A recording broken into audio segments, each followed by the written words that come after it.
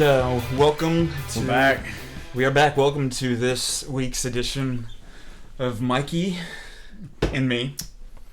I'm Mikey. He's me.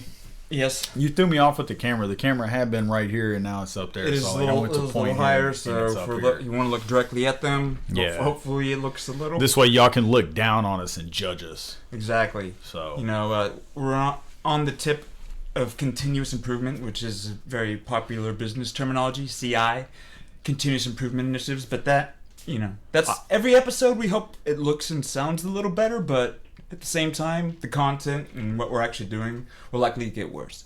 But yeah, let's get right into it. But I think we're kind of perfect, honestly. There's no room for improvement, in my opinion. You're welcome that we're doing this for y'all. I'm just kidding. Thanks for being here. No, thank you. Well, we will jump into it, like he said. Yeah. Thank you for being here. We, of course, love you and appreciate you. But we're going to go ahead and talk about the first topic right now. But what are our topics today, so people know what they're getting into?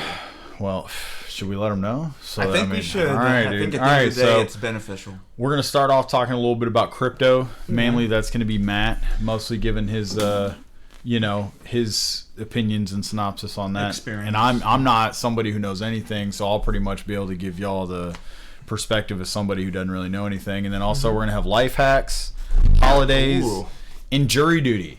Jury duty. That is going to be, so his thing is going to be crypto. My thing is going to be jury duty. Yeah. Excuse me. That was unforeseen. I did not know I was going to burp. Unforeseen. So you've had some beverages and you are used to belching, but you never think about the fact that... Yeah. Now it matters because I'm right here on the mic. Because earlier on the last one, I went on to the drive here, the couple I went to quiet. No.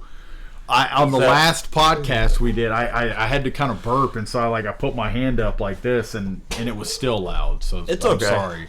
It's okay. I probably shrunk down. But jury duty is my field of expertise, so that's going to be what I'm going to talk about. Yeah.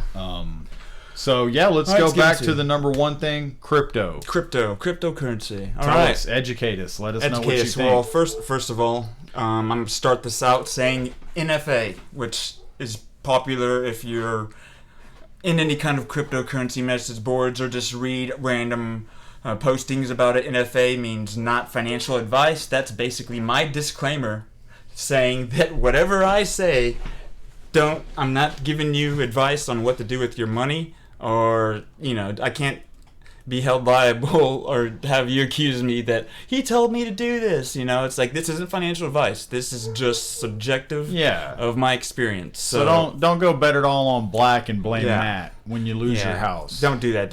Let's not do that. So advice is worth what you pay for it. Exactly. Take it, leave it, hold it up against other things you've heard. Yeah. But yeah, that's good to go ahead and bring that up. NFA, but it's just a quick pre-read. It all started with Bitcoin, which came around in 2008, and it's super mysterious because it's like the stuff made of movies. Satoshi Nakamoto, which there's still hasn't been truly identified who that was, or if it was a group of people, but they released a white paper after the subprime bubble collapse that happened in 2008 relating to the housing market. And this white paper is released with basically the code and structure for Bitcoin, and that was in 2008, and that's the beginning. That's the genesis of all cryptocurrencies. And over time, Ethereum was probably its first biggest rival, which Vitalik Buterin, we know who that is, who was still I don't know if he's in his 30s yet, but was a nerd. That sounded mystical. I don't know. What was that name? Vitalik Buterin. That's an individual? An individual. Look him up. He's a skinny, nerdy guy who played WoW and came up with this other cryptocurrency called Ethereum. Like I've seen a video. Oh yeah, I saw a video of that guy. Probably has. A skinny fella. Lanky guy. Yeah. I've seen that. So he's basically the brainchild behind Ethereum, and Ethereum is a separate blockchain, and off of that, many of the other cryptocurrencies that exist are actually built on that blockchain or on that coding. So it's all that to say, since then there's been numerous blockchains and cryptocurrencies that compete, and they basically exist as a decentralized ledger network.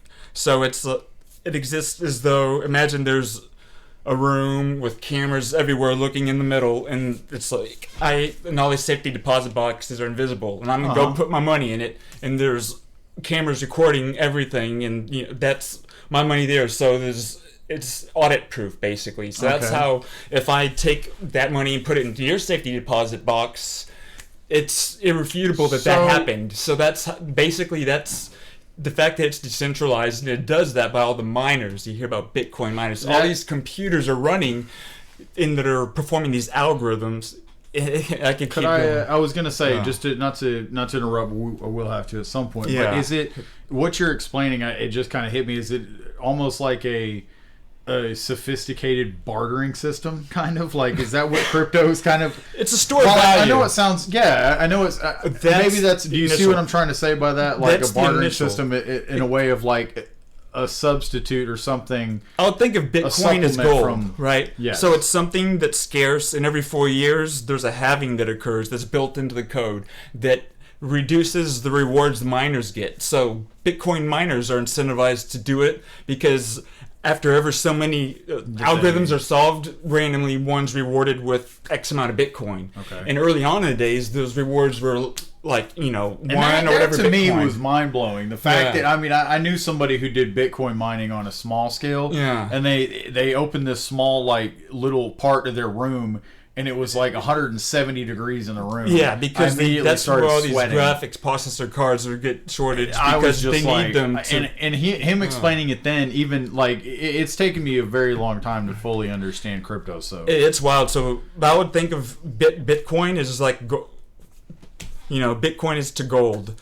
So it's going to continually reduce in scarcity, and there's a cap at how much it's ever going to exist. There's a set number of Bitcoin that will ever exist. So that's why, as it's more and more adopted, its values get increased. Bitcoin to crypto is what gold is to regular financial currency. Yeah. So Bitcoin is like gold because there's this a set limit. There will never be more after the certain mine is mined, and so its value. That's why people speculate. 5 years from now. I mean, you saw it go from. Yeah, so either way, Bitcoin is like gold. Ethereum is more functional. So Ethereum is a blockchain that allows smart contracts to be executed. And there's numerous other blockchains that can do that basically have like conditions built in. And that's where they are able to create different games and gamify things and do a lot more fascinating use cases that are actually, applicable in real world. Is with the smart contracts, and that's Ethereum. So Bitcoin's simple; it's like gold. It's only so much. Ethereum and then Solana and a few others, they have smart contracts, and those are gonna be a lot more, usable in use cases in real world. So that's probably still people are like, "What's he talking about?" And I'm even saying that's boring. But so my journey. No, it's not. It's a. I think it's good. I'm learning. It's wild, but so all that to say, my personal journey began in 2017, right? Yeah. And it began probably that summer. And it's funny because Bitcoin is something I was familiar with. You see things about, but I listened to something on the radio, just briefly mention it. I'm like, yeah, why haven't I just gotten into that a little bit? I think of myself as nerdy enough, whatever. So I'm like, okay, I'll get into it. And I got in right before the bull run of 2017, where we saw Bitcoin go from $3,000 all the way up to about $20,000 in the span of like a month or two, right? Wow. And I got in to the crypto world whenever it was in the 3,000 range, right? And there's all these other numerous ones there, right? And so it was like a euphoric high if you've ever in the market, you're just like you're right just place, making right money time. hand over fist. Yeah, you're now, just it like, was just you didn't think it was gonna end, right? Yeah. In like anything, I made a good amount of money in 3 months, and then over the next few months, because you just get that high. And it was almost like Monopoly money because it was so fake. It was so fake. Like it would be like $10,000. So you were trying to see just like it's almost just like playing a video game. Like for instance, if you play like Madden or a baseball game where you like MLB The Show where you get money that they're giving you for doing something you like or whatever, and then you're getting all this money, and you're just kind of like, how much can I get? Yeah, and so you just start doing it, not thinking $2,000-$3,000 to be like, oh, okay, I lost so much today. It's nothing. And needless to say, I'm lost basically everything I'd made over time because of greed and margin trading. Well, all right? Because you didn't like you trading. Said, it's like you didn't think it was going to end. You thought you were at the gold rush, and it was like you'd be okay. Yeah, and then to make up over hundreds, whatever, and then to literally lose it all over time, just because of margin. That would be my number one advice. Unless you're prepared to lose everything, stay away from margin or leverage trading. Okay. Unless you're completely disciplined and think you're pro enough, because that's basically where I've got $5. I've got $5. You're willing to take that and let me borrow up to like $15, 3 times worth of that. So I can take that, and if I really think it's going to go up, I can make more. But obviously, if it goes down, I'll lose everything. I'll lose all my $5 and everything, right? And then you can short, which is you can bet against it. But that's all that to say. Margin trading is dangerous, and that's really what screwed me. And then, at the end of the day, the thing is that I learned was after 2017 and 2021, after COVID, there was another bull run, right? And that's when Bitcoin, you probably saw even more. It went from 20,000 to 60,000. I was going to say, that's when it went crazy, and people were just like, okay, that to me was whenever people started realizing, all right, there's something here. Yeah, it went from 3 to 20 to 20 to 60. That's whenever I felt like all the boomers and everybody else jumped in, and they're like, well, what is this? It's like, what's crypto and stuff like that. That and then the meme coin phenomenon where, Dogecoin and then Shiba, which basically like there was the whole meme stock thing with GameStop, the meme coin thing, and they still retain decent market cap, which is like the total value of all held of those coins out there. But so then there's that, which really put it on the map, right? And then naturally, and at that point I've still got a little left. My total strategy is buy and hold over time. And that would be my strategy, is literally over time, I'm going to spend, it's almost like a savings or retirement account. I might put 50, 100, whatever it is, into each month. I'm just going to buy, no matter what the price is, and just over time, just like a mutual fund or anything, 401k. Yeah. That's basically my approach now. And I was going to ask you, so pretty much with like giving that like background on yourself and how you got into crypto and all of your financial experience, and not giving your financial advice, right? Don't worry. I'm not promoting any crypto here, but no, this actually is that the Shiba? No, it's okay. That's fine. It's some people are gonna watch this or something and be like, "Whoa, he's giving a hint." It's Solana. It's a Solana meme token called Samo.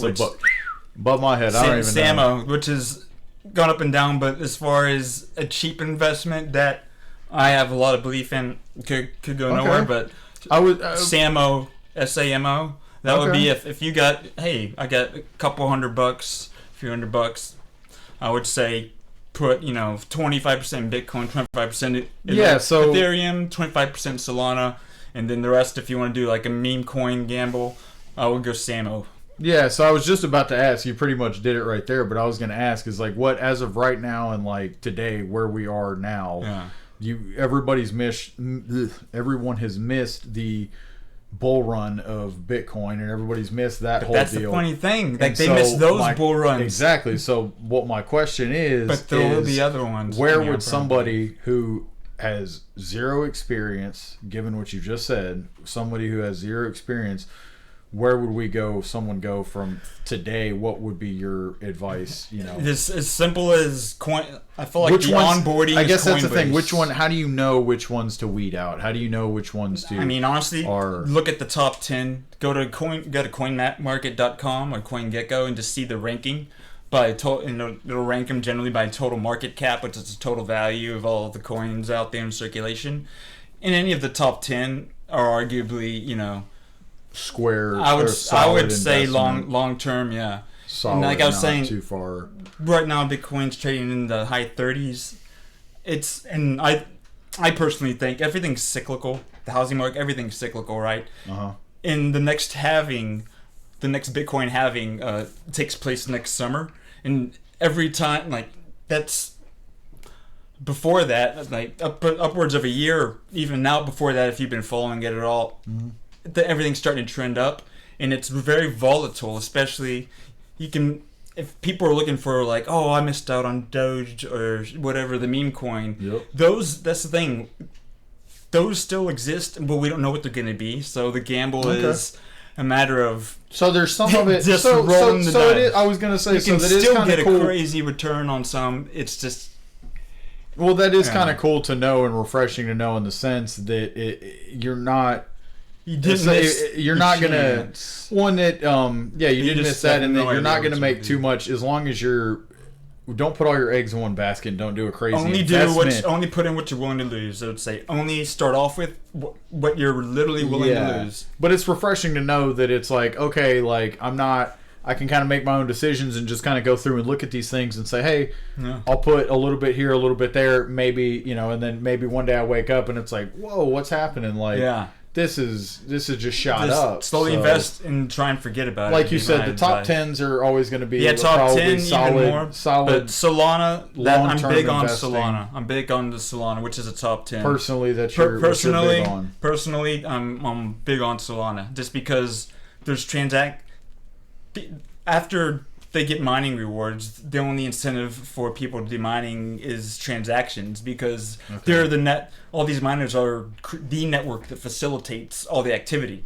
And so there's every time you send something coin from one wallet to another, there's a gas fee or a transaction fee of some kind. Ethereum's have been way higher, like where Solana came out and they're fractions of a penny. So it's a lot easier to literally swap from one token directly to another one on the Solana blockchain. So I feel like as far as day trading or week trading, for me, I'd stick on Solana just because I could be like, oh, this thing went up $10 today. I'm happy.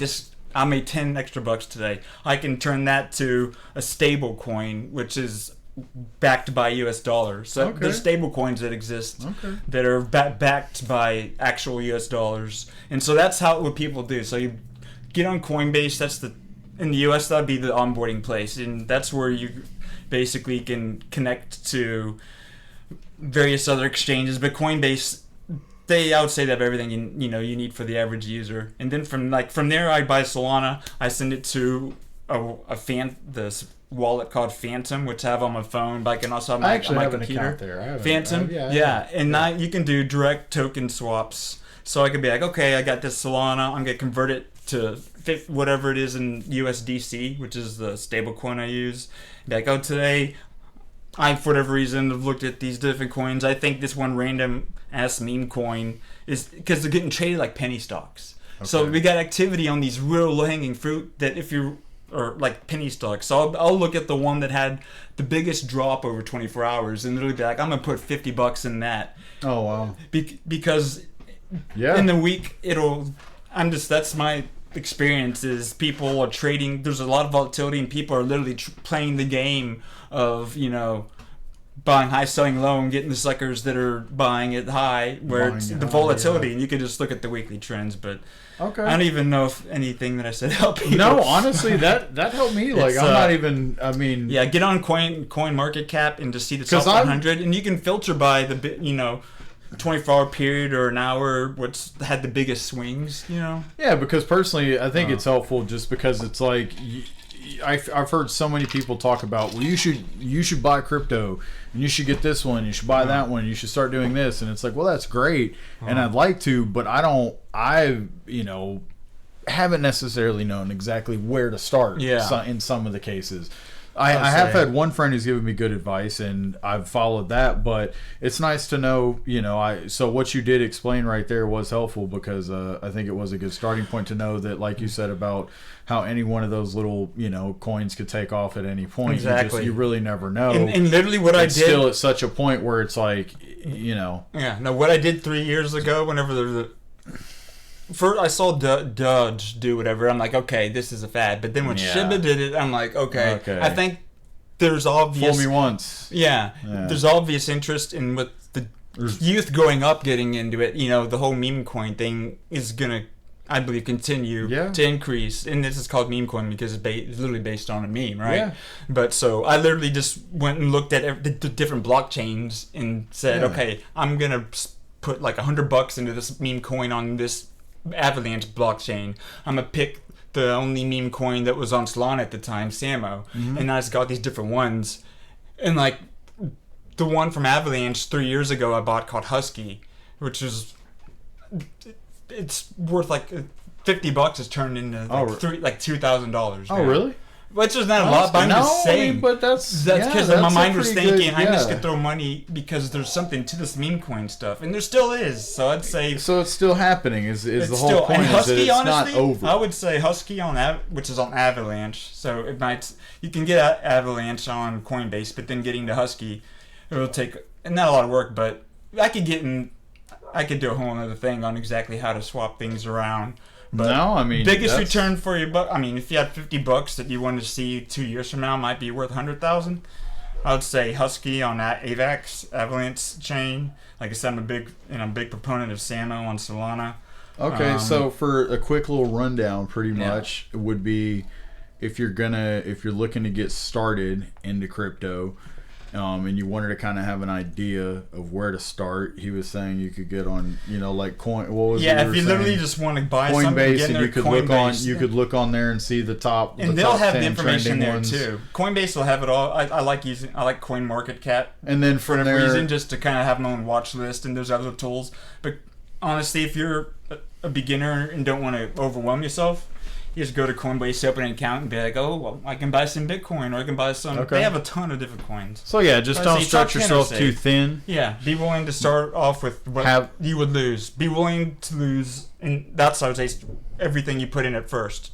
Yeah. And just so you have that mindset, let yourself see how it is over time, and then be like, okay, I'm comfortable with this investment strategy, which, like I said, mine is...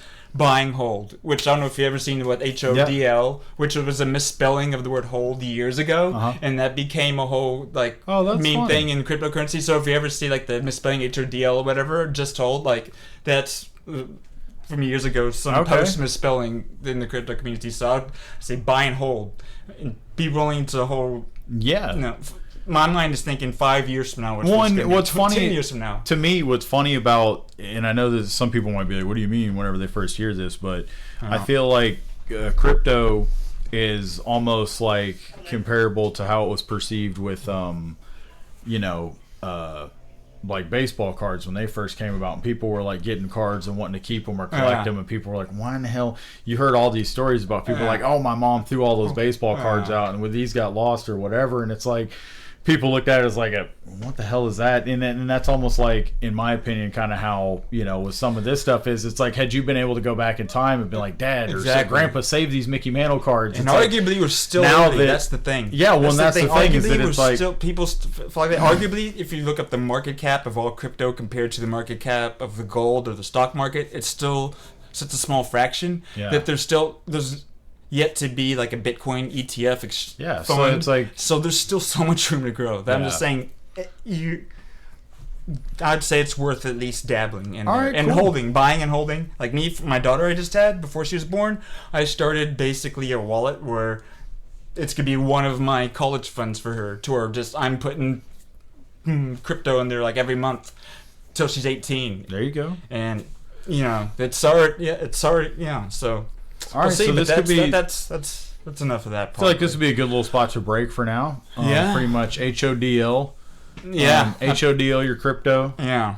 Be willing to... don't put in more than what you're willing to lose. Yeah. Starting off with, having, a little bit of investments here and there on random stuff. Have a little fun. If you'd like to, put a little bit more significant amount away in like maybe one of the top 10 coins, something like that.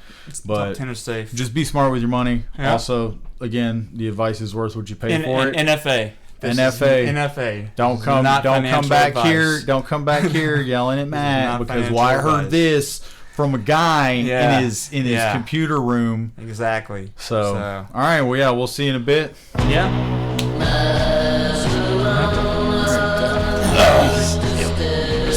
Sorry.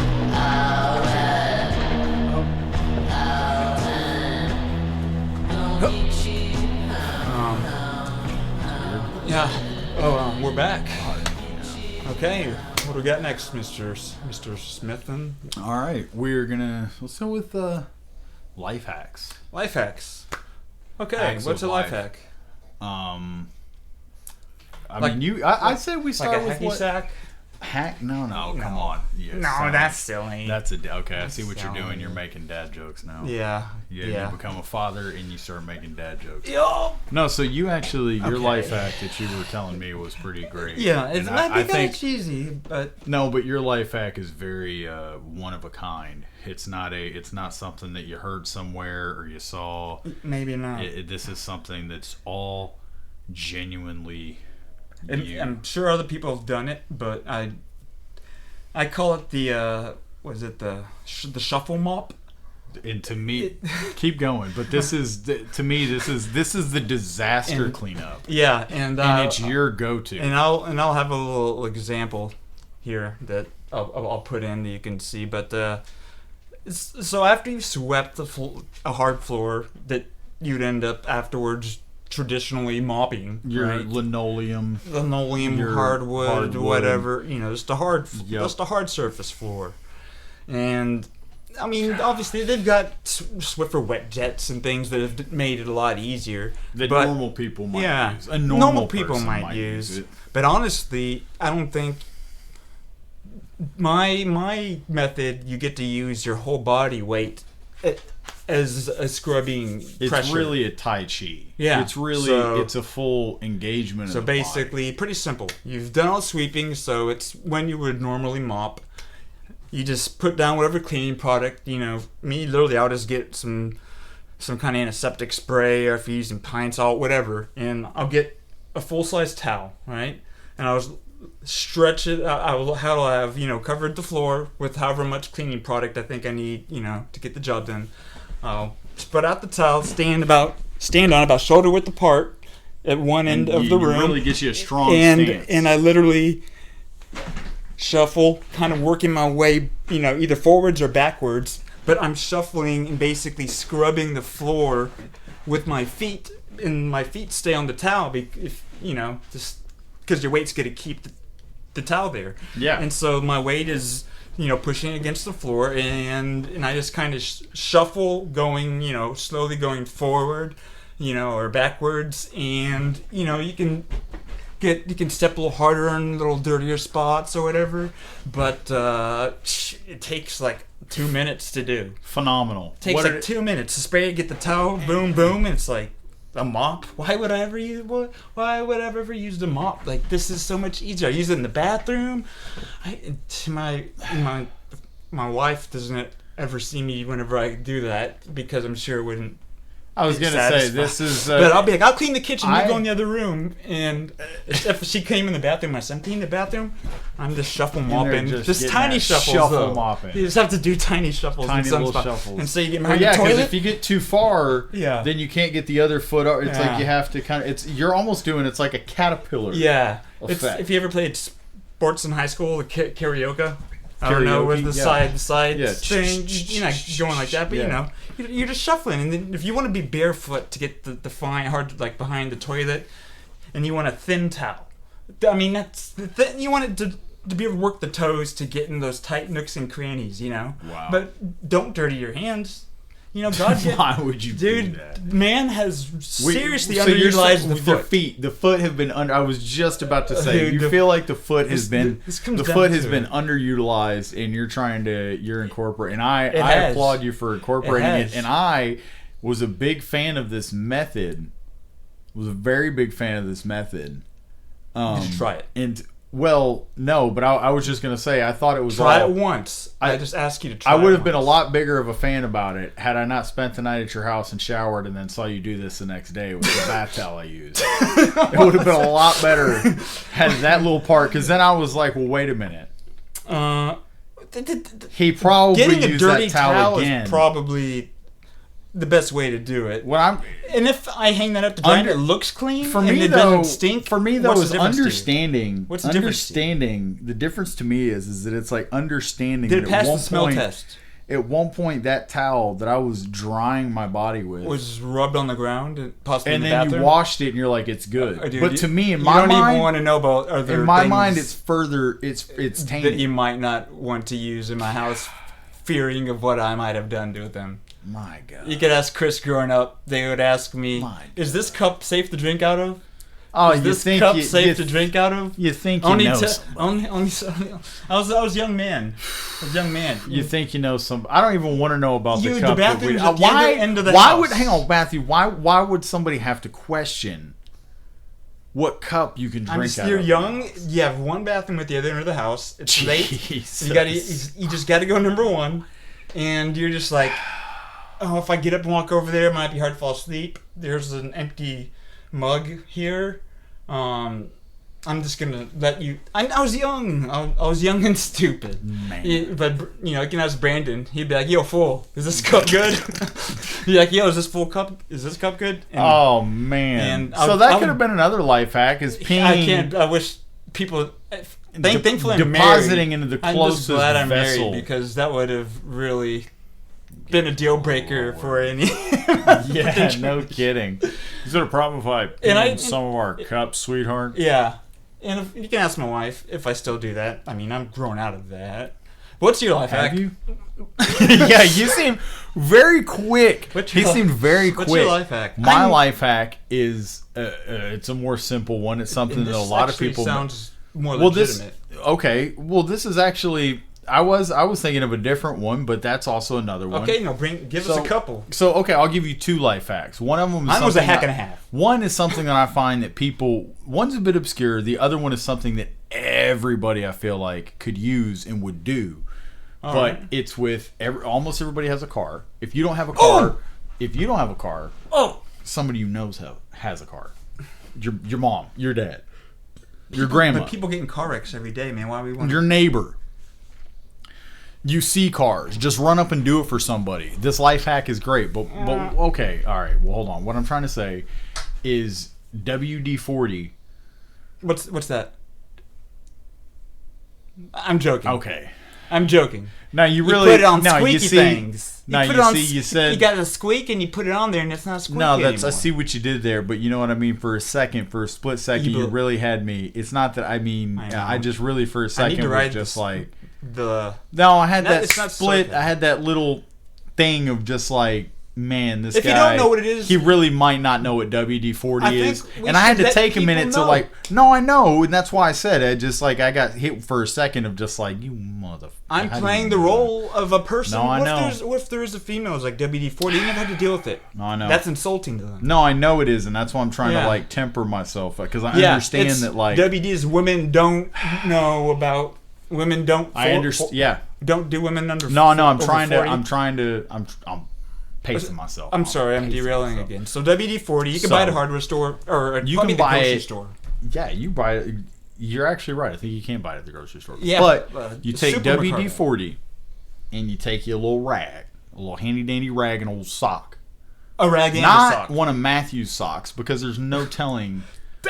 That actually was the part. You can use your socks instead of a towel if you want to. Okay, so now he's talking about independent Swiffers for the feet. I forgot. I've actually done that using just clean socks. Good God. But it makes sense. Your feet, though, man. Good God, man. You get some thick woolly socks that are just for... Wool. You'd waste the woolly socks. To scrub on them? You'd waste woolly socks on cleaning your floor. That's an idea. Cleaning socks. Socks designed to scrub with. Stop it. You're giving out the good info. We're going to be on Shark Tank in no time. That is a legitimate idea, but keep going. Okay. What was I going about? Oh, WD-40 women don't know what it is. So...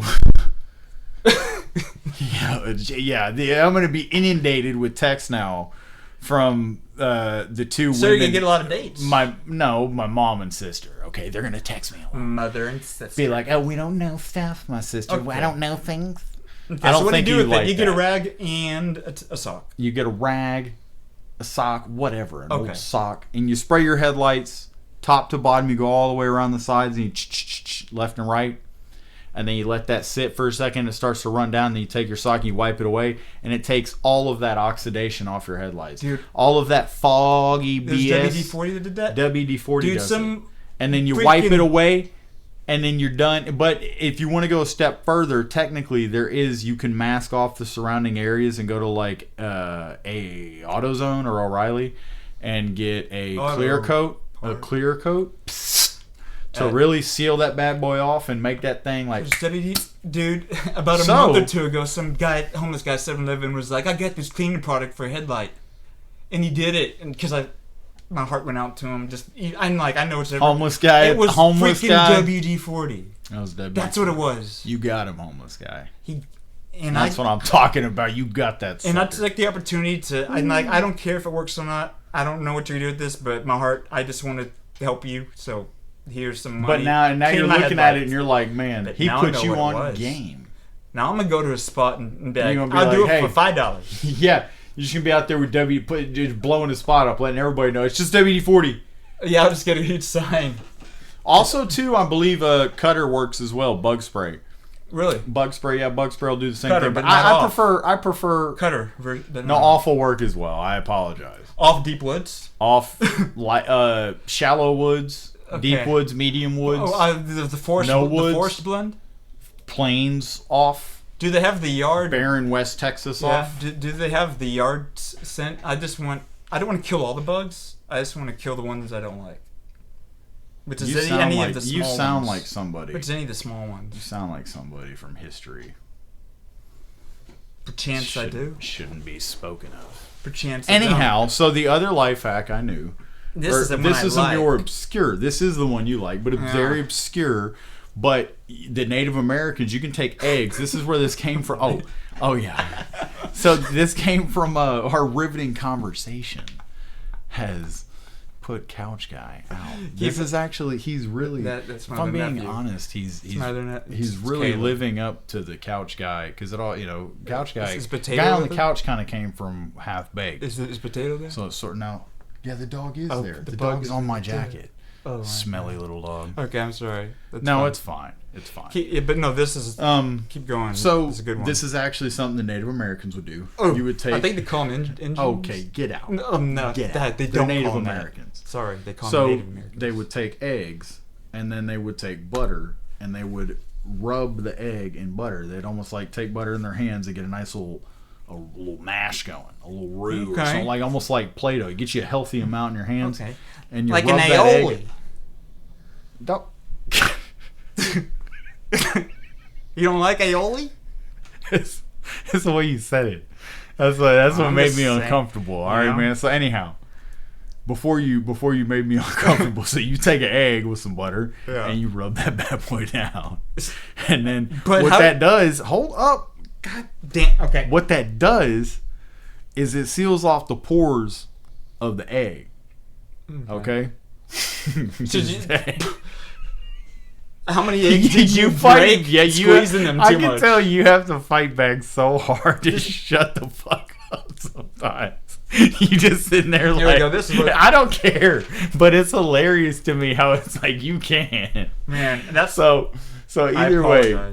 The egg will seal off. The butter will seal the pores of the egg off, and you can store eggs in a cold environment like your refrigerator or a cooler if you had enough ice. If you wacko, you could store them in there for 6 months.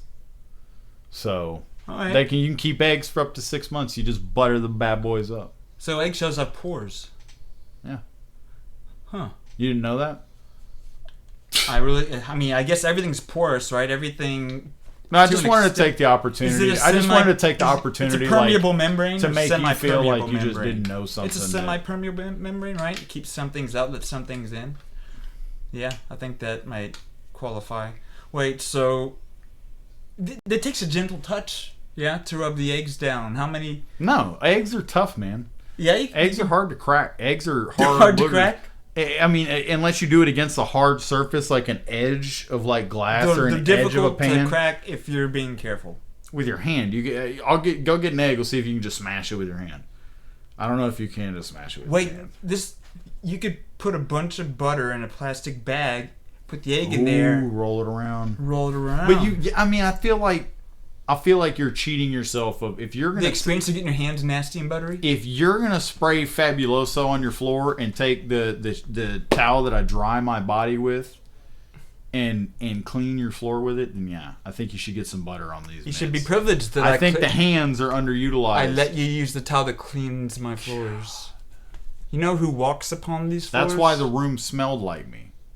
That's how the shower smelled like my soap when I came out. Your musk. Your musk, your scent, your essence. You have a family. I do have a family, and they said, "How come it doesn't smell like Mikey anymore?" I'm like, "Well, Mikey doesn't bathe here anymore." And they said, "Why not?" I said, "Guess he doesn't get dirty anymore." Alright, so that was the life hack portion. You put butter on your eggs, by the way, real quick. He gave you the NFA. What was the NFA? Not financial advice. I was on the crypto. Okay, but I'm saying I'm giving you the the so EFA? I want to make a distinction. Friendly advice. WD-40 on your headlights, butter on your eggs. Those don't mix it up, and don't go putting WD-40 on your eggs and coming to me and being like, my family died. People aren't okay. I grew another arm. I don't want to hear any of that, because I'm telling you, you put butter on the eggs and WD-40 on your headlights, take away that hue. WD-40 works for headlights and eggs, and no. butter you see on what you them, did? You it said, tastes you even said, better. You said, if you want your headlights to taste good. I don't want my headlights. I don't want to. You should not know what your headlights taste like, people. You shouldn't. There's a scenario in which you maybe should. So we're gonna have to just move along here. I understand, because we're just not coming out of this clean. This is a messy mess. So that was the life hack portion of our thing. Yeah. We can roll right into the next one. We're gonna roll. You want to? Yeah. Oh, I was gonna roll. I would normally say break here, but I think we can roll. No, we can roll right into the holidays. I wish I had another beverage, but yeah, okay, we'll roll right in. Then we can take a break. No, we don't have to. No, I want you to. I have been drinking most of this. If you want that, I got it just to. I got this to be cool. I thought he'd like me more if I was drinking a beer. Disgusting.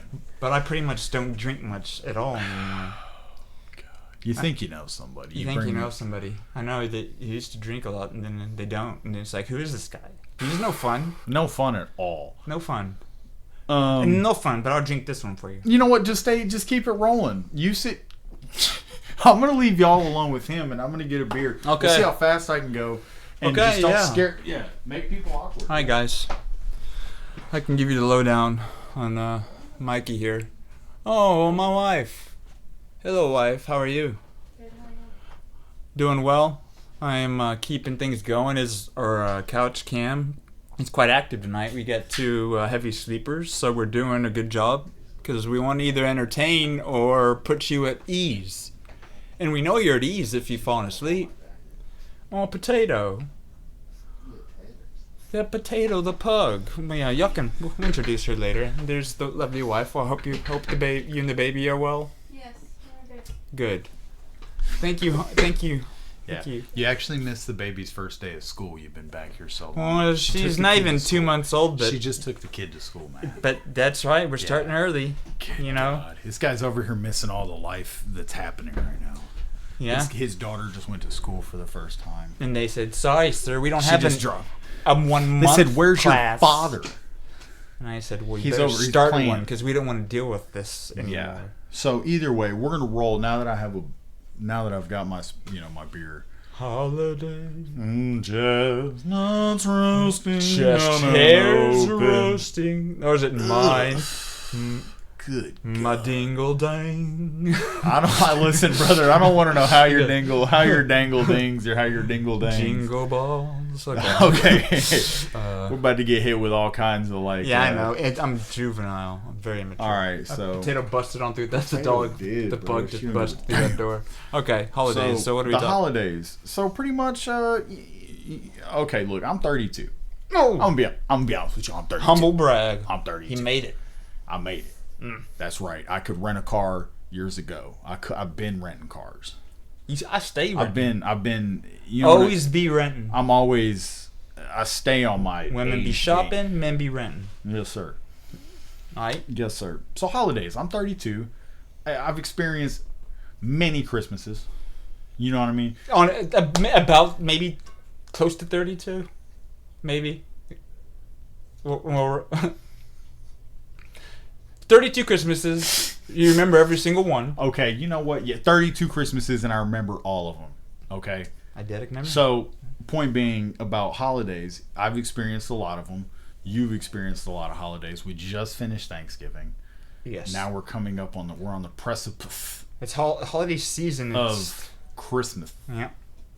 Towards the end of the annual Grand Slam holidays. Yeah. So I was bringing that up, or that was a topic I felt like would be something interesting to talk about, just because it's something it happens every year. You got to deal with it. Yeah. What is it at this point in your life? So you go from where you started with the holidays and how you looked at it and how it made you feel to where maybe how you look at them now. Okay. Where are you at? Let's go. That's the parameters in which we're working in. Yeah. Where we started, how we looked at them. Where we are now, across this spectrum from then to now. Okay, well, obviously, I hope that everyone as a child had fond memories of Christmas and everything that comes with it, or if you're just, Hanukkah, or whatever else it might be, whatever it is to you, whatever it is around whatever December, whatever that holiday was for you in that time, whatever it is you celebrate, for me, and like I just hope it's pretty stereotypical, really, really great. Looking forward to opening up presents, getting all the video games, and seeing my mom and her sister. She's one of 7, so there'd always be on Christmas Eve get-togethers at one of her sisters. There'd be tons of people, and I used to, when I got to middle school, I'd pull in a few $100 from different from gifts, and it was it was like jackpot time, Yeah. And then get to college, and it still would be a reason the family gets together. There'll still be a pretty large turnout, and then all the kids get older over time and get in their 20s, and all the cousins, they have their own families, but we'd still generally have a Thanksgiving get together at my aunt on my mom's side, and a Christmas Eve thing, and then got kind of smaller and smaller because people doing things with other families or whatever. But then COVID basically put the nail in the coffin on anyone getting together. But then even since then, I don't believe in this. I host something on my own that anyone on my mom's side of the family is going to do anything ever again. So as far as that aspect of it, I feel like that's kind of died, which is sad because I had they're really fun. Like they have a margarita machine. There's it's my Mexican side of the family, and it was just a great time getting to see them. Once a year. Let me tell you something, brother. Let me tell you something, brother. Man. Mexicans, it does not matter what holiday it is. I'd have a good time. It does not matter what holiday it is, what event, what reason. No. Good Lord, the Mexicans know how to do it, man. They know. They know how to do the horn. They know how to do the holidays. Everything. My Mexican homeboys, man, they know how to party in every sense. It's something that's just. And they're down to earth. God, that's why I love them. Man. I mean, you'll never party. You'll never party like you party with the Mexicans, man. Yeah, that's why I'm glad. I'm very proud to be part Hispanic and I'm married to Mexicans. Yeah, you did. Yeah, but so that's kind of the. That portion of it. And then, of course, my immediate family, we still always get together, mom, dad, and all that. So that stayed the same, What it sounds like, though, is that you kind of pretty much are like, I feel like you're very similar to me, but what it sounds like is that as you started off as everybody else, where you're psyched for your gifts, you want to see if you get the thing under the tree that you asked for, that maybe did the parents listen, what do I get? Yeah. And so that was like kind of how it started off. But then, it seems like now what you miss more or less and what you valued looking back is like the time. Was the time seeing the other, like the, the one step removed, the cousins and all those people. I still see my immediate family. We get together, which is awesome. But I miss seeing all those cousins that were my age and how they were doing and everything. Because we'd have a lot of fun, hanging out. Yeah. And that's just something you miss. But the immediate family we still do our own little thing, and it's a good time and everything. So, but it's pretty generic for the most part. Now I'm excited because now I get to start. You get to my whole family unit of holiday your traditions. Own little tradition. Exactly. You get to start your own little tradition. Yeah, so very excited to have a daughter and to get matching pajamas for all of us and probably do all the goofy, dude, every goofy thing I can imagine. Everything that you were like laughing about. I would make fun of Nom to do it proudly. Yeah, because why wouldn't you? Why would you? Why? Because you understand what what role you're filling, and it's like you're the dad now, man. You can't. Yeah, dude. Oh, I gotta be a tough guy. Nah, fuck that, man. Wear the goofy shit.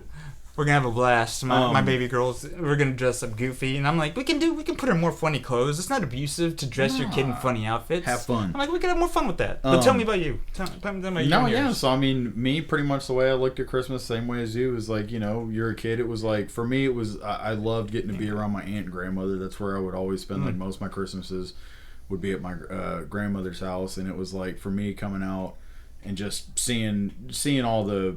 I always loved the Christmas tree and all the ornaments that were on it. I loved the way it looked. I'm a treeman. So you're a grassman and a treeman. I'm a grassman and a treeman. Oh, yeah, there's a man of the wood, man of nature. You know what I mean?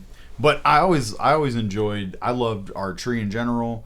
The way it looked, just without anything around it. Did you get the natural tree, or did you always have artificial? Ours is. We still have our artificial tree that my grandmother and grandfather bought. Like, I want to say they bought this bad boy. See, growing up, my dad, we would actually get real trees. See, everybody, which is annoying. I never want to do that because we'd have to clean up all those needles and stuff. So many people I knew would do it, and it's a great tradition, and it's that. Excuse me. I feel like, it's that kind of thing where go get the Christmas tree, honey, and strap it to the car. You have a bunch of Clark Griswold, you jackass. Yeah. You do the whole chucklehead deal. It's a big mess. To me, it's like I think where it all started, what's even to sidetrack, what's the whole pureness of the whole going to get your tree thing. The activity. It's like, go get your own damn tree. Go cut the sucker down. That's where it started.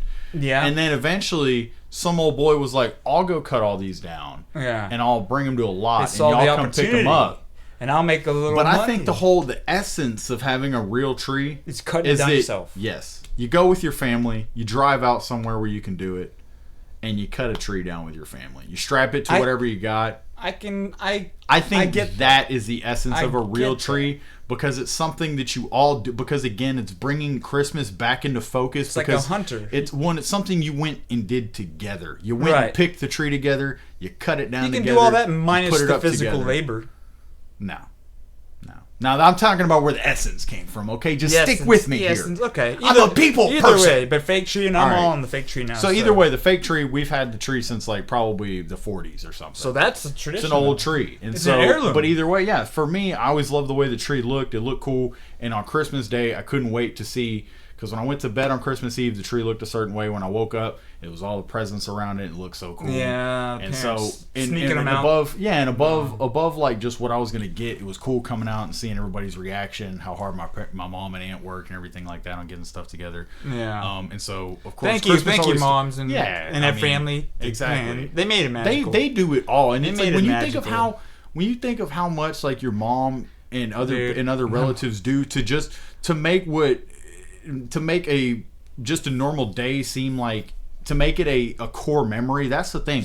To make a normal day a core memory is so overlooked, and people don't realize how that's a whole nother thing. Yeah. One magical thing I definitely, just because it was so magical, is whenever Super Nintendo came out with Donkey Kong Country, I wanted it so bad, and I was so excited to get it. And I was getting it, right? But my mom was like, okay. And it was like Christmas Eve. She's like, I'll let you open it just so you can see it, and then I'll rewrap it. Just because I was so excited. So she let me open it up just to see that I was getting it, even though I knew. Yeah. And then she rewrapped it, and Christmas morning I opened it up. And there's just one of those mom things. You know, it was just I love my mom so much. No, I know, man. And that's that's the thing. It's like making your moms how they can just make the mundane, and just like I said, a normal, because at the end of the day, Christmas is like just another day, but we'll get to that in a second. It's like, yeah, I grew up, like I said, like you and anybody else. You were looking forward to that part of Christmas, but now to me, it's like, gifts, people are always asking me, like my sister-in-law, if she watches this, I love you, Ashley, she's probably going to be like, she's always asking me, Mike, what do you want? What do you want? What do you want? And I'm like, I don't know. And it's like, I've just come up with because something. I don't. Because again, but for me personally, it's just like I don't. I feel like I really do feel like I have all I want. Literally, tell them like socks. I know.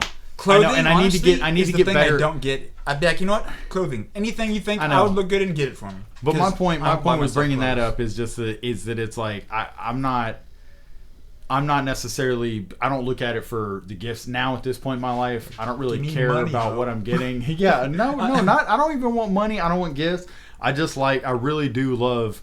Just like my brother and sister-in-law and like my brother-in-law and sister and their family and everybody just getting together. There's a brother that you didn't mention. You don't love him? No, I love him. I love all of them. But it's like everybody getting together and, you know, my whole family just being at the house and, you know, just like just having those times together above anything else, because that is, man, that really is what it's what you should spend lavishly on. And I would highly recommend, even if you've seen it a million times, watching Christmas Vacation with your dad. Dude, he laughs at it like it's the first time every time. Dude, watching him will make you die laughing. So what's funny that he brings that up. So when we went to and saw my sister and them just recently.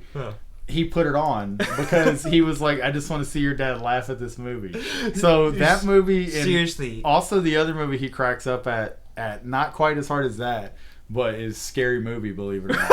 He freaking loves Scary Movie 2, I think it is.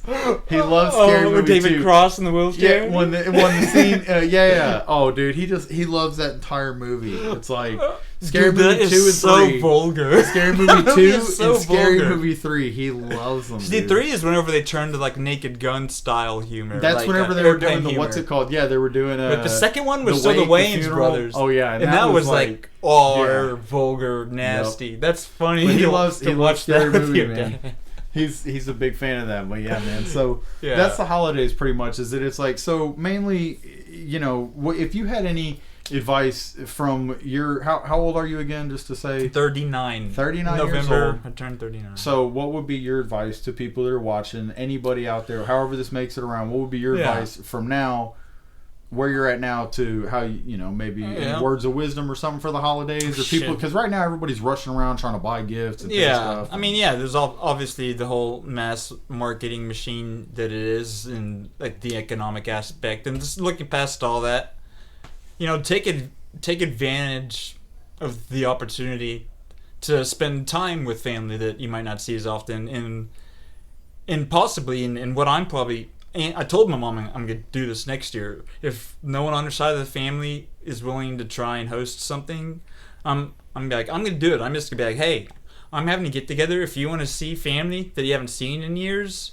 please come. I'd love to spend time. You know, we don't have to do a gift exchange. We can if you want, but just come. We'll have food, and let's just spend time together. Like, let's actually appreciate each other while we're all alive, while whoever is alive is still alive. Yes. Because, again, it's one of those things. Yes. You never know when you or anyone is going to move on to the next plane. And don't wait till they're gone to be like, to appreciate them, or to be like, take that extra energy. Like, and it might take extra energy, but it's worth it, because family is family, right? And for those that don't have family, hopefully you have at least a good friend. Don't be afraid to latch on. Yeah. And if they invite you, go. Yeah. Like, if you don't have a family and you have a good friend, they're like, you should come with us. Go with them. Like, do it. Be a part of something. You know, just 100%. Feel the love. Don't be afraid. You know, we're all shy. We can all be shy creatures, even more and more these days. But you know, put yourself out there a little bit, and I think it'll pay dividends just on your overall spirit and self, and just your sense of well-being. You know, and it's. Because it's one of the few reasons that humans might still get together on a regular basis. Is holidays. Predictable and basis. Don't let that die with so many other social activities that have died. Because this one directly affects the family. Like killing friend get-togethers is one thing, but destroying the family get-together, like that's tragic. Yeah. So if you have to fight for a little bit, do it. Because that's I'm literally I said to my mom, like, if I didn't have a newborn baby, I would this year. But if no one's gonna do it, and it might go terribly. It might be like, oh, your house wasn't big enough for this. I'm like, I'm willing to fail trying. Whatever. I'm willing to fail trying. It's not about the size. Just like this thing we're doing, we're willing to fail trying. Yeah, exactly. Exactly. We're willing to put ourselves out there. But that's great. And I mean, really, to go back to me on it, my opinion is that I would pretty much. I'm just gonna say the same thing that you said, but in a different way, so I won't really go on about it, but because that was pretty much perfect. There's nothing else I can really add to it. I feel I'll double down on what you said and just expand a little on like remembering too. You just touched on it for a second, but remembering too that snapping out of the fact that Christmas really is that social or not socialized. I apologize. The socialist. No. Christmas really is the commercial aspect and the whole just feeding gifts and stuff like that. It's like it's cool to give gifts and this and that, and it's like great. But don't get caught up. Remember too that at the end of the day, your family wants you sitting around that Christmas tree more than they want the newest. If you can't afford a gift, or if you can't do that, it doesn't matter. Yeah, and if you have a family that's gonna judge you for it, then I'm sorry, but even then, they're still happier there. Yeah, and so it's like, I would just pretty much double down on what you said, and just knowing that it's like, like you even mentioned about something I wasn't even thinking about, but if somebody invites you out, say you don't have family, your family lives, you're scattered, all of you are scattered across the country, and you can't make it to see each other, and somebody's like, hey man, come over, absolutely go see him. Go hang out. Get out of your bubble a little bit. Yeah, exactly, because it definitely, even if it's something that you're like, God, this doesn't even really seem fun, and at the end, even if you just go out and do it, by the time you get back home, you're going to appreciate being back home so much more. Even if you don't, even if even if it was a bad experience, you'll appreciate home even more. Exactly, and you'll appreciate. You won't then at that point be so looking down at like, damn, it sucks being alone. You'll look at like, oh damn, Joe's wife is a real pain in the ass, and I'm glad I don't have to be around her. Man, that family's dysfunctional. Thank God mine's dead. Something, or I don't have to see him. So get out of your, that's pretty much what I would just double down. I think what you said, everything you said is great, and that's just all that in that. It's not about all the gifts and stuff, and even if it is about gifts, make your own. Make somebody a gift. Seriously, making gifts is cool because it's like those are most memorable. Making gifts and handmade things, or even if you look at it as like, oh, it's a stupid bracelet, or oh, it's a stupid necklace. That's something I'm gonna keep. If you make me something, that's something I'm gonna put on my shelf. As long as exactly, and as long as I can wear it, I'll wear it as long as I have it until it breaks. Or if I can pawn it. I have a friend of mine sent me. I caught a baseball at like at a baseball game at a batting practice. Caught a ball. I caught a ball and I gave it to my buddy because I was like, dude, we got to get your son a ball. So I caught a ball and I gave it to my buddy, and his son someone needs to be a dad. Yeah, someone needs to step up. Yeah, somebody, because that was my thing. Anytime I knew my dad went to a game, I was like, man, I want a ball. So have you kidnapped him? And so, no, don't do that. So I gave him the ball, but then he gave me his son made a little paper mache thing. He made me a paper mache picture with a little baseball. Was like, thanks for the ball, Mikey, this and that. And it's like, I got it hanging on my wall. So it's like, even though some people might be like, oh, that's stupid. Send me a picture of that. But it's like, are you for real? Why do you want to? I believe you. Why do you want a picture of it? Okay. Do you actually have it hanging on your wall? Yes. Okay. It's in my house hanging on my wall. Okay, I'll believe you because you're my friend. Why you wouldn't lie to me about that? Why would I lie to you? Because it sounds great. Oh, okay. I'm joking. I was like, Mikey's not a man to make I was that like, sort of thing. All right, I'll send. I was like, that just doesn't seem like you. But being like, I want to critique the kid's work a little bit. Oh, dude, you can't. Don't critique my boy, dog. Yeah. You better don't set trip on my boy. That's so sweet. Her little niece just draws. My niece does drawings. I love them. Yeah, my point being is that it's like some people might look at it as like, oh, something's gonna get crumpled up. I'm gonna have that bullshit little piece of paper with that like crooked little baseball. What's funny is my homeboy helped his son with the ball, so the fact that I said it's crooked will piss him off. So. That's awesome. But I'm gonna have that shit until I'm gone. Yeah. So that's enough about the holidays. Yeah. Now we can take a little break. Let's take a break, man. Because I need it. Handshake. Yeah. Get out of here. Yeah. Let's get out of here. Yeah. We'll be right back.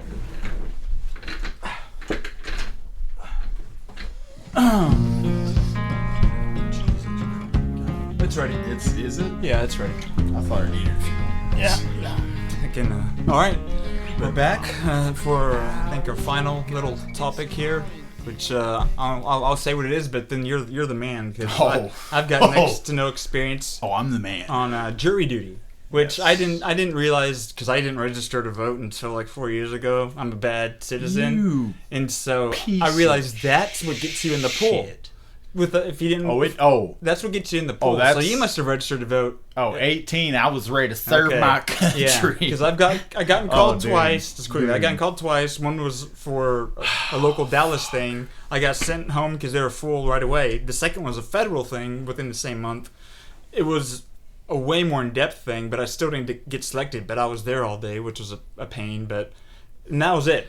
And now that's all of my experience. That's it. Yeah, but wow. So you're still wet behind the ear. Yeah, I got a little milk behind the ears. As us in the jury selection room would say. Yeah, so tell me I'm a seasoned vet of all of the courthouses in Dallas. I've been selected for one jury, and it was for like the civil court. So it was it was just like traffic violation. It was hilarious though. With Judge Mathis, Judge Joe Brown. It was so funny. But first of all, if you want, I can tell you about that if you'd like it all. Like, tell me what's the most interesting. Well, okay. So first of all, how many times have you been called or something? This isn't an exaggeration. I was just about to say this.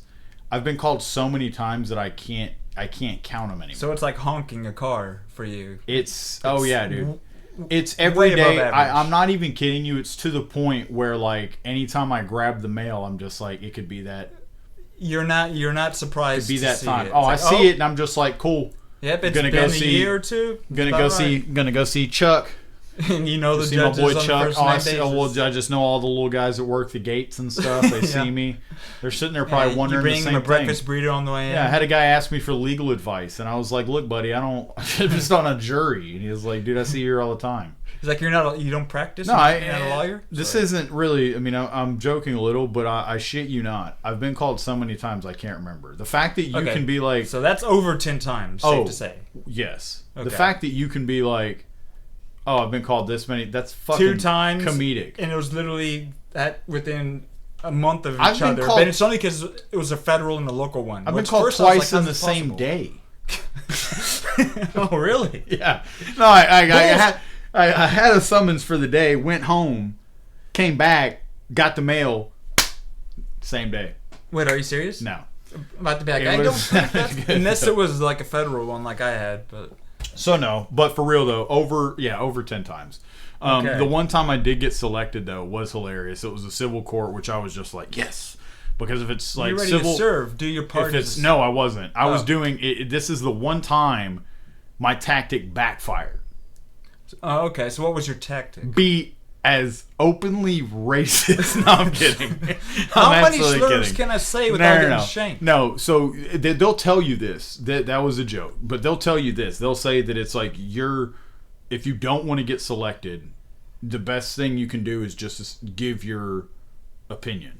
When they ask something, when they say something, have a strong give your opinion. So you can't be just swayed. Something. Yeah. You're not someone rather that can than be rather than just sitting there. If you're all just sitting there when they say, "Does any of you have a problem if, say, a person broke into someone's house and that someone shot them 6 times and that person's dead? Do you have a problem?" And everybody sits there and doesn't say anything. You're like, well, I guess they're going to be like, "Okay, well, that guy. You all look like an option." Yeah. But if there's a dude that's like, hell yeah, shoot that sumbitch. They're going to be like, the defense is going to be like... They've already decided that person is... One side's going to want him, and the other side's going to be like, fuck no, you can't have this guy. He's obviously on your side. They both want, candidates that middle of the believe ground. that they can turn one way or the other. Exactly. Yeah. But if they feel like you're already kind of on one side, you out of there. So it's backfired. So it backfired because they were asking questions and stuff, and...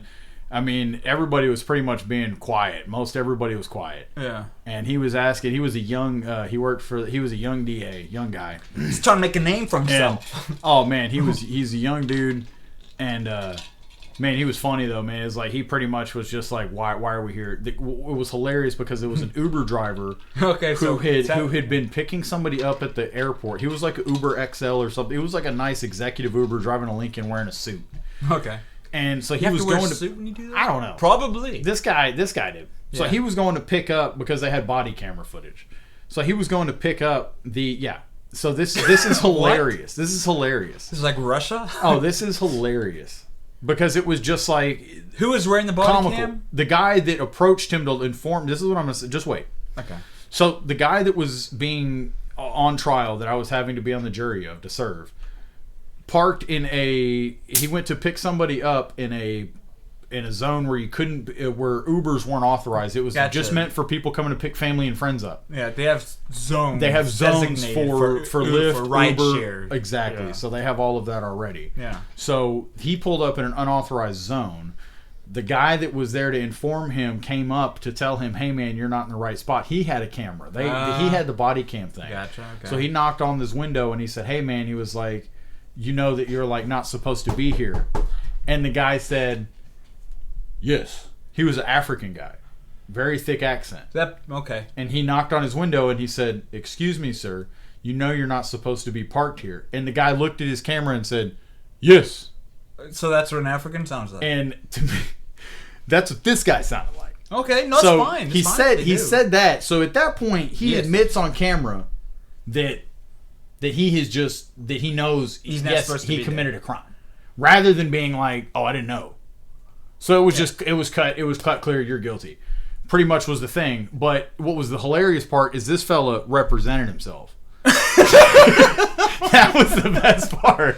He represented himself, had a briefcase on the desk. And as soon as he got up, so the DA gets up and he gives his spiel and who he is and how he's gonna, how he wants us to view this case. He wants us to look at it like this, and this is how it should be viewed. The DA really wants to bring this this guy Uber driver down. It's because it's more or less they didn't want it to go to court. The guy they wanted him to pay his fucking ticket and to go home. Do you know what the ticket was? Oh, it had to have been like $150. he was going to defend himself. Oh yeah. So he believed he was in the right, and awesome. he was like, "I'm defending myself." Yeah. And the DA guy was just like, "You gotta be fucking kidding me! Why are we here? Like this is stupid." He knew the evidence. He was like, "This guy's clearly guilty. Paying for this to happen. He's clearly guilty." And so they show the camera footage, and so it was hilarious because the guy gets up and he does this thing. The DA has this quick little thing about how we should look at the case and us as jurors, what our job is. The other guy gets up that's defending himself, and within no time, the other guy's like, "Objection, Your Honor," this and that. And he's getting stopped immediately, and the judge is also driver saying objection. No, the other dude. Okay. The other dude, because as soon as the Uber driver starts talking, he's talking about the case, and you can't do that. And so he's not a lawyer. Yeah, and so he just says, he's like, "Sir, we're not. We at this time we can't talk about the case at this time. Like this isn't the time where we talk about the facts of the case." And so he kept telling him, and then finally the judge was like, "Again, you can't talk." He was like, "You have to stop talking at this point about what like this, because you're gonna get like we can't keep doing this. Like yeah. You're gonna have to just stop talking about this until we've selected jurors and we move forward." And so he was telling him that. Yeah. And the guy finally was like, "Okay." And he starts trying to figure out how to go, and then gets objected to again, and then finally was just like, pretty much it was Can somebody please don't give me a fucking ticket.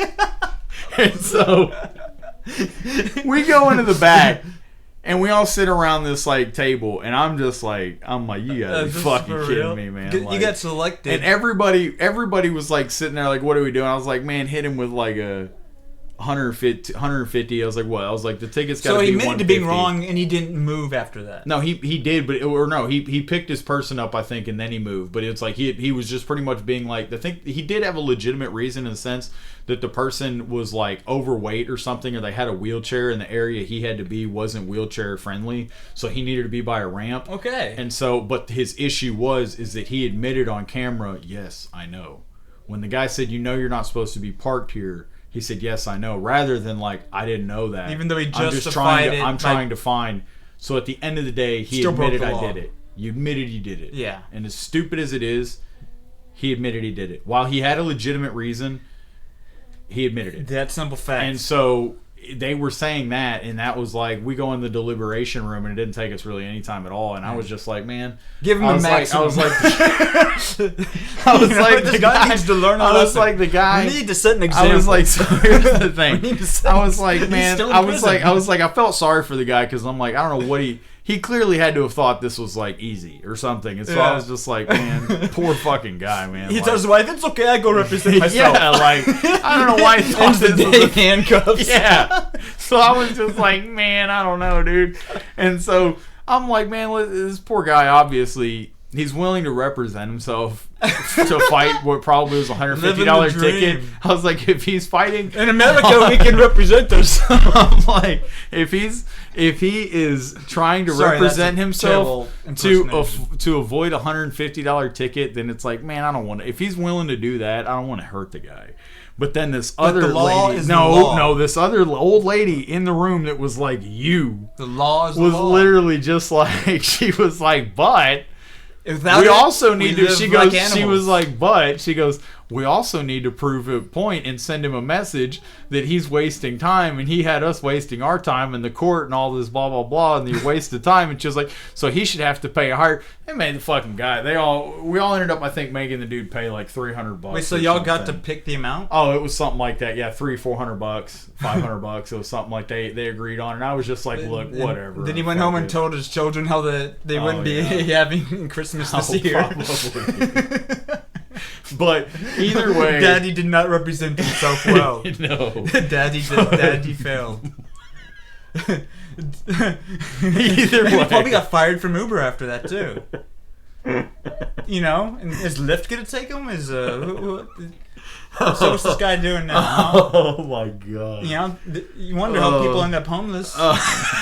Hey, look, I didn't. White man. I saw this dude getting advice in the hallway. It looks like everybody tried. He's asking lawyers passing by. Excuse me, I'm about to represent myself. So, no, one of the funny things is whenever it showed the body cam footage and he said, you know you're not supposed to be parked here, and the guy goes, yes. The DA guy goes, and just does like this and like spins in his chair. Just pretty much like, why are we here? Why are we even entertaining this? But it took us no time. But yeah, so jury duty, that was the one time I got selected. I've gone to every court multiple times. One of the worst parts about it, you pay parking $12 to park or some shit all day. They don't validate. They're like, they don't? Fuck you. No. And they give you like $20. Like, yeah, and then that's what you would get at your job. No, you don't even get 20. You get like 5. No, I think I keep all my checks. I don't cash them. I don't. Cash that. Why? I don't know. People are like, cash it. It's hilarious to me. No, to me, it's better to have the $5 check and look at it and just be like. I mean, it's more like a collection. Yeah, it's like y'all paid me it's $5. I spent all fucking day and I get $5. This is what my time is worth. $5. You figured that my $12 worth of parking and me being at your courthouse in downtown all fucking day is worth $5. That to me is hilarious. Yeah, that to me is hilarious. So it's worth it to keep that on hand because it's just that funny. But that is funny. I've had countless jury duties. My advice for jury duty, the same way, quick synopsis, give your opinion. Don't be afraid to just let it all hang out. What are they going to do? A lot of the times the judges will laugh. They find you funny. They sit up there all day and have to deal with dumb shit. Yeah. So every now and then it is funny when, they do, of course, don't say anything crazy and get held in contempt of court, but that you can do that during selection. Yeah. Oh, dude. Oh, yeah. You could get held in contempt of court if you say you didn't take your hat off or anything like that. I mean, they don't give a damn. Like they could.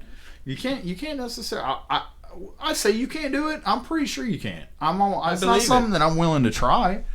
But but they are. I have cussed in a courtroom, which they didn't really care about because it wasn't done as like a.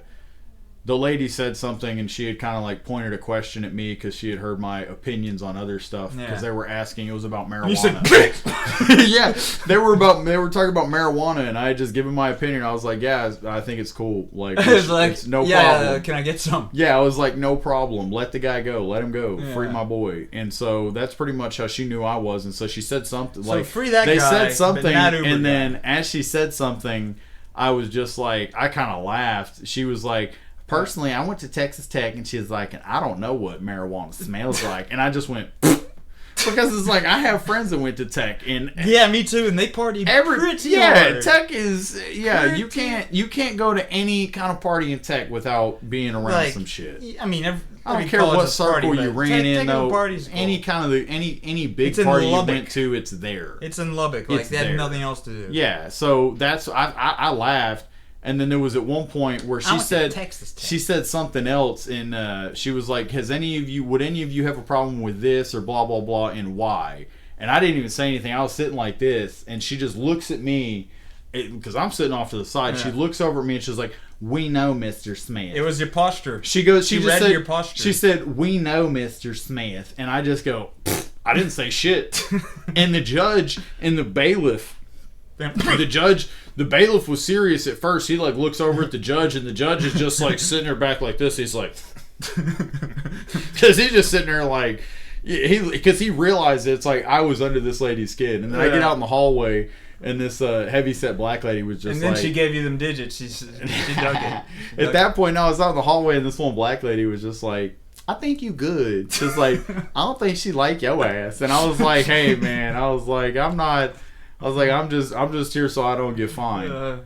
I'm just here so I don't get fined, then man. You just sold her that eighth and got out of there. Right, that's what I'm saying, man. I mean, but what was funny though is when I was giving my opinions on weed in the courtroom, and I was pretty much like, they were like, you know, he was caught with an ounce or a pound in his trunk and this and that, and I was an like, ounce or a pound. That was the parameters. They wouldn't tell us how much. They said it was between an ounce and a pound. I and guess I was that's like, the range for that offense. Yeah. Which and is so I was so like, crazy. Yeah, at the time it was. And so they were like, what, you know, trying to, you know, would you have a problem charging him? If so, why? And I was like, hey, I have a problem. They're like, why? I was like, maybe he didn't know it was in his trunk. Because that was my dealer. Yeah. So I was like, I told him, that was my connect. That was my plug. I was like, maybe he didn't know it was in his trunk. I said, maybe he gave a buddy a ride. Maybe his homeboy borrowed his car.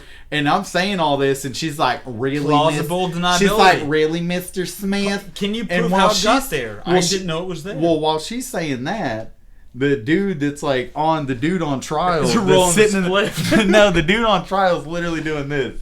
He's literally like this. He's just looking back over his shoulder, cheesing hard at me, just like pretty much like, yeah, dude.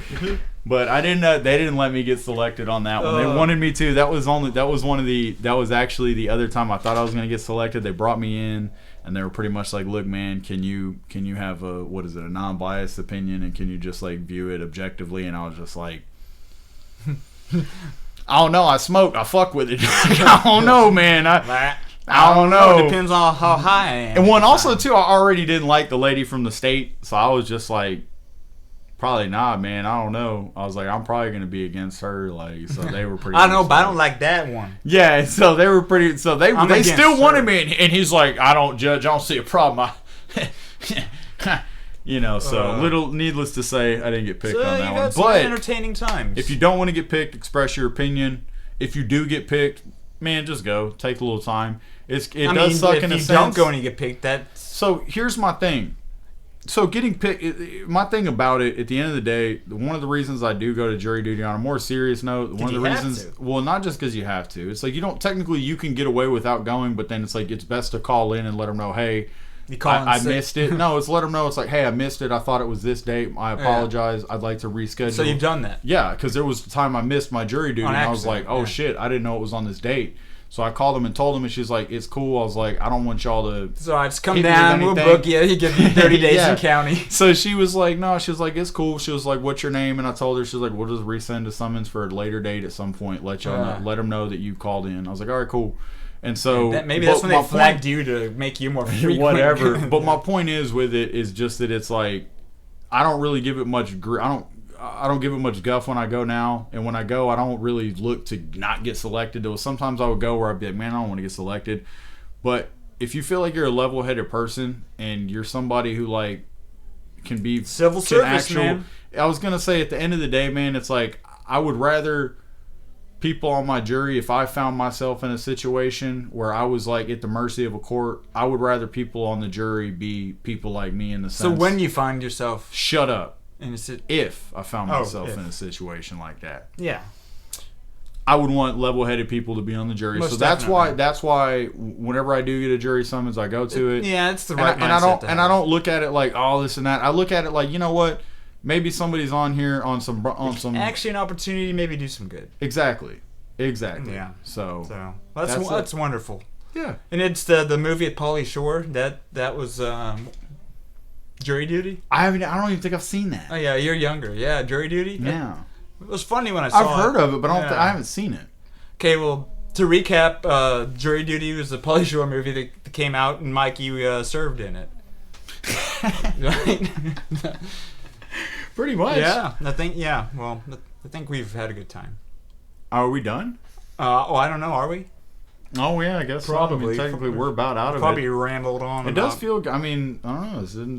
This feels nice. Been here. Didn't feel like took that long. And yeah. I mean, I don't know.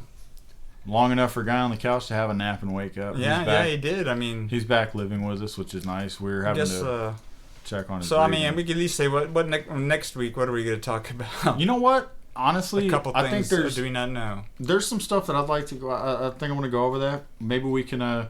We'll see what the weekend brings us. I might be back over. We could do like a quick breakdown of what maybe we do moving forward next week. Yeah. Other than that, I mean, either way, we're gonna. I mean, what do you think next week? You got any movies and TV shows? I think it would be fun to maybe go into. Yeah, I mean, everyone likes those. I've got quite a bit to say on a bunch of that. I don't know. Yeah. We'll play it by ear. Okay. Either way, so we're letting you down here. So. As of right now, next week we're gonna wing it, but we'll have some subjects for y'all next week. Right now, we don't know what they're gonna be. We're looking at a whole slew of stuff right now. Yeah. And we just have to pick, really, is all it comes down to. How to get away with wearing your mom's clothes. I'm wearing her jeans right now. Yeah, you can't it's even more tell. about getting with wearing ones that she regularly wears. Yeah, not getting in trouble. In front of her, but her not noticing because he pulled off so well. Wow, dude. Trust me, man. All right. Well, it's been... Well, I got to hop back in the spaceship. It's been a pleasure. See you on the next one, buddy. I am a man who's walking in the sky. Please